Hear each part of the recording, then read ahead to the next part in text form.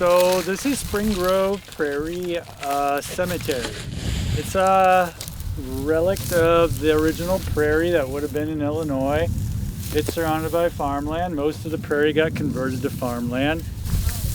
Monmouth College is responsible for overseeing the care of this cemetery prairie area.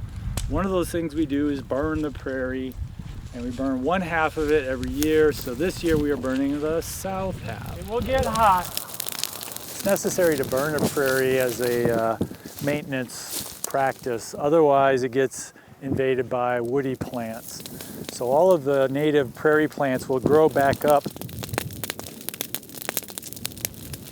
It's a cemetery. It's not an active cemetery any longer, but there's headstones into the 1700s in here. So it is quite interesting to be working and managing a natural area that is actually a cemetery. That should be coming along. We had students from environmental studies and sustainability and biology, both majors.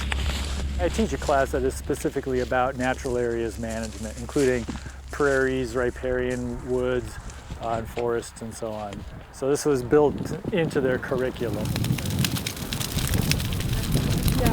One of the purposes of the course is to give them hands-on practical experience, like burning a prairie, like removing invasive species, like planting in native species, just what it takes to have that kind of career and what it's like day to day.